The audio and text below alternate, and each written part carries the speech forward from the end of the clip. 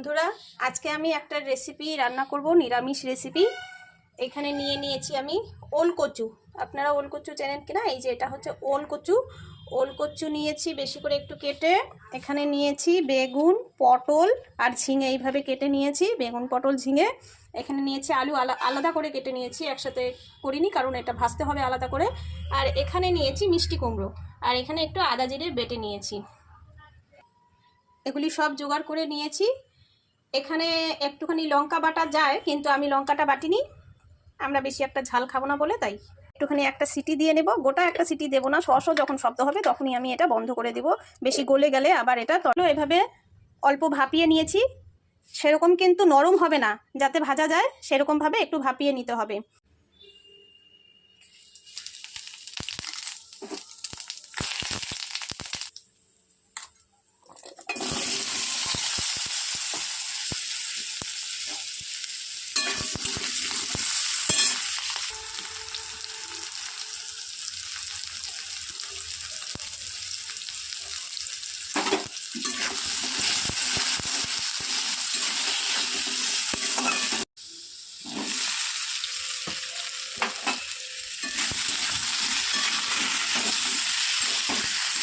এখন এই কচুগুলো দিয়ে দিলাম। কচুগুলো দিয়ে একটু নাড়ানাড়ি করে তারপরে বাকি সবজিগুলো দেব।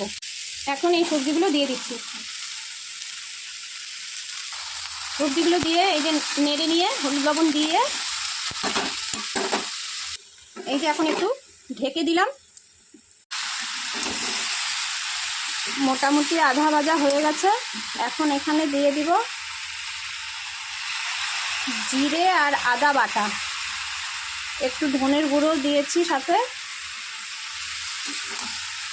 এটা এখন কষিয়ে নেব।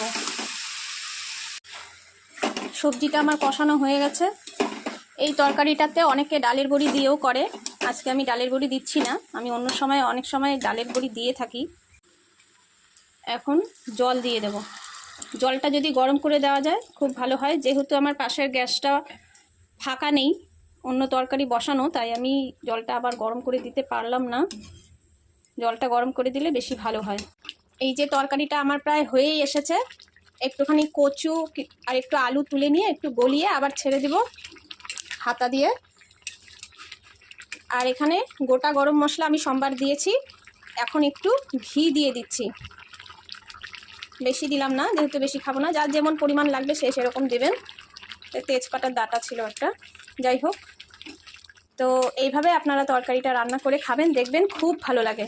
আর যদি কেউ মনে করেন যে আমি সবজিগুলো আলাদা করে ভেজে নিব, হ্যাঁ, আলাদা করে ভেজে নিলে আরও বেশি টেস্ট হয়। আমার কাছে বেশি সময় নেই বলে আমি একসাথেই সব দিয়ে দিয়েছি। এই যে নামানোর আগে একটুখানি দিয়ে দেব চিনি। চেখে দেখেছি লবণ টবণ সব ঠিক আছে। এখন চিনি দিয়ে জাল করে এই যে এখন নামিয়ে নেব।